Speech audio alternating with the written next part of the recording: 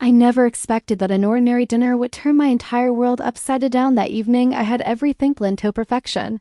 My husband David had invited his best friend Mark over for dinner, and he had gone out of my way to make sure everything was just right. Mark had been in David's life since their college days, and though we'd shared countless meals together over the years, something about this night felt different. I just didn't know why. The table was set beautifully white linen candlelight, flickering, slowly casting golden reflections against the wine glasses.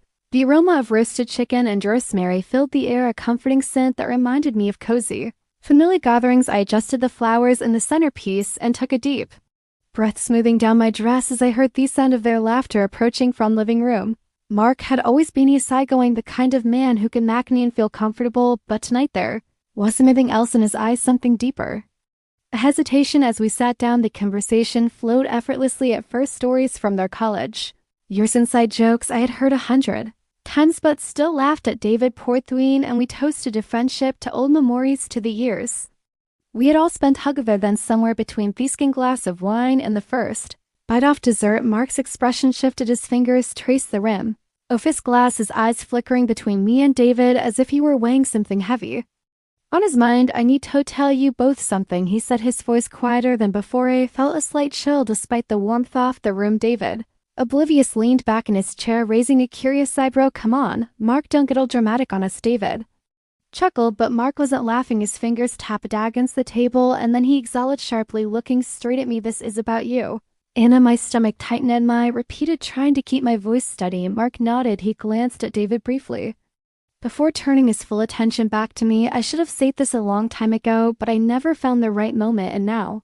I don't think I can keep quiet anymore. David let out a short laugh, shaking his head. Mark, what are you talking about? Mark swallowed hard as Adam's apple bobbing. He leaned forward, his voice barely above a whisper. I've been in love with Anna for years. The air left the room in an instant. David froze. It froze. The sounds of the clock ticking in background suddenly seemed deadening. I could feel my heartbeat pounding in my ears, my fingers tightening around my fork. My mind struggled to process the words that had just been spoken, words that felt suited place at our dinner table, yelling in the air like an undeniable truth. David was the first to react, held out a short, disbelieving chuckle, shaking his head. All right, Mark, you've had a little too much wine. I'm serious, Mark interrupted, his voice firm. I'm not saying this to cause a trouble. I've buried it for years for the sake of our friendship, for the sake of your marriage, but I can't pretend anymore. I felt dizzy. My hands trembled slightly as I set down my glass, my mind racing back through the years. Mark had always been there, birthdays, holidays, casual dinners. He had always been kind, always helpful, but I had never honestly suspected this. David's jaw tightened. He stood up so suddenly that his chair scraped against the floor. This is insane, he muttered. Why are you telling us this now? Mark met his gaze in wavering. Because I thought I could live with it, but I can't. He turned to me, his expression raw, vulnerable. Anna, I didn't expect anything from you. I know you love David. I would never try to come between you two, but I needed to tell you the truth at least once in my life. I felt David's eyes on me, waiting for my reaction, but what was I supposed to say? Part of me wanted to dismiss it, to laugh it off, and pretend it never happened. Another part of me, well, I wasn't sure. A deep, unspoken tension filled the air, a tension I wasn't prepared to face. I swallowed hard, forcing myself to find my voice. Mark, I hesitated, choosing my words carefully. I don't know what to say. Mark nodded as if he had expected that answer, looked down at his hands, exhaling slow. I'm sorry, he said softly. I just couldn't keep it in anymore. David's fist clenched at his sides, his breathing heavier. Now you had no right, he muttered, no right to come here. And Dune, I'm not trying to take her from you. David, Mark interrupted. I just wanted her to know. Silence, heavy, suffocating silence. I felt my heart pounding against my ribs. My mind raced with 1,000 thoughts and emotions. I wasn't ready to confront. I looked at my husband, then at Mark, the man who had just changed everything with a few simple words. Night had started with laughter, with warmth, but now sitting there in the dim candlelight, I realized nothing would ever be the same again. The silence between us stretched on for what felt like an eternity. My hands were clammy, and their arms seemed to close in around me. I didn't know where to look at Mark, whose confession had left me reeling, or at David, whose face was now flushed with anger, but then my eyes landed on the table, the uneaten food, the half-empty glasses of wine. Everything had seemed so normal just a few moments ago. Now it felt like the whole world had shifted beneath me. David's voice broke through the stillness, sharp and filled with an edge I had never heard before. I think you should go, Mark. Mark's face crumpled, a mix of regret and guilt flashing across his features. He opened at his mouth to say something, but seemed to think better of it. Instead, he stood up slowly, his chair scraping against the floor. In the silence that followed, I remained frozen in place, unsure of what to do, how to react.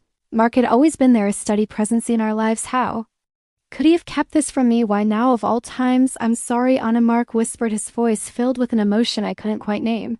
I never wanted to hurt you. The words were sincere, but they still didn't make sense. How could he have loved me for all these years and said nothing? How could I have been carrying this weight and unavern you?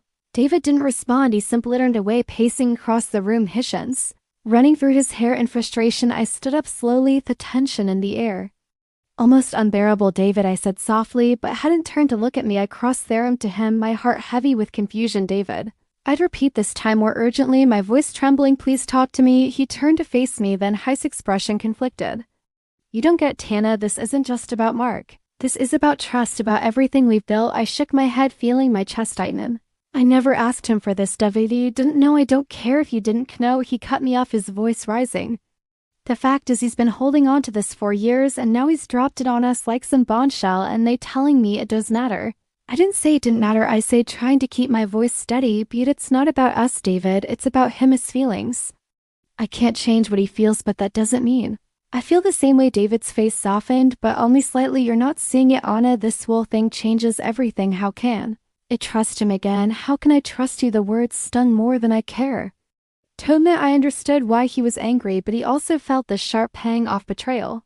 I had been loyal to David for so many years, and yet now it felt like everything was being questioned. Mark walked toward the door, his steps slow and heavy as if each one weighed him down. I'll go, he said quietly, his back to us. I didn't want him to leave like this, not with the tension still hanging between us, unresolved. Mark, what? I called out, taking a step forward. He paused, his hand on the door handle, his eyes met mine, and for the first time I saw vulnerability in the me. I'm sorry, Anna.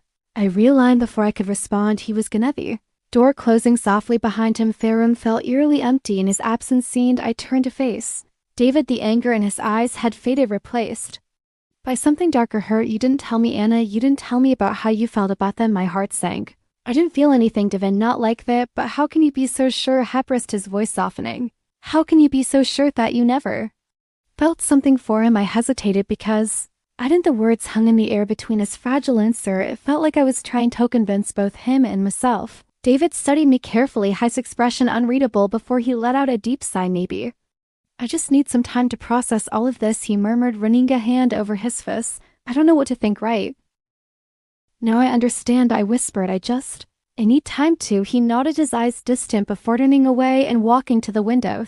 Soft glow of the street lights outside cast shadows across his face. I felt this chasm opening up between us, as if something inside him had shifted, and perhaps something inside me too. For thirst of the night, we hardly spoke. David retreated into the silence of his thoughts while I sat at the table, me mind a whirlwind of confusion and emotion. See, had never seen him so closed off, so distant. It felt like he was a stranger to me, and yet I couldn't shake the feeling that he was just as lost as I was. The dinner that had begun with water and easy conversation now seemed like a distant memory. All the warmth, all the connection had vanished in the wake of Mark's revelation. The night stretched on in silence. The only sound of the ticking off the clock in the corner. Time seemed to move differently now, slower, heavier, and as I sat there in the quiet of our home, I wondered if we would ever be able to return to the life we had before. The days that followed were filled with a eerie, unspoken tension.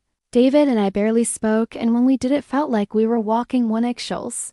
Mark's confession lingered between us like a heavy fog, clouding every conversation, every moment.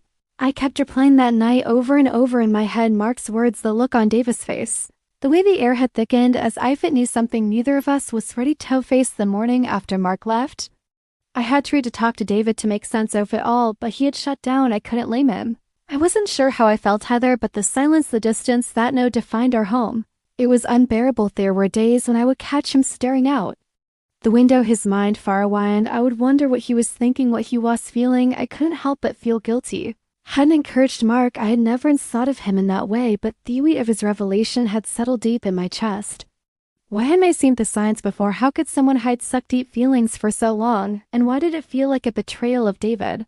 Even though I hadn't done anything wrong. On evening a week after the dinner, I sat alone in the living room. The soft glow of the lamp casting shadows on the walls. House felt empty without the usual sounds, laughter, conversation, the hum of life. David was at work and I had spent the day trying to make sense of the mess we're in. There had been no clear answers, just a lot of wandering off thinking about things that I'd never had to think about before, just as I was lost in my thoughts. The doorbell rang, startling me out of my rear. I stood up, my heart racing for reasons I didn't fully understand, and opened the door. To find Mark standing there, his face filled with uncertainty. Mark, I breathed, surprised by his sudden appearance. What are you doing here? I needed to talk to you, he said softly, his hands stuffed in his pockets. I know I shouldn't have come, but I couldn't just leave things the way they are. I stepped aside, allowing him, and you shouldn't have come here.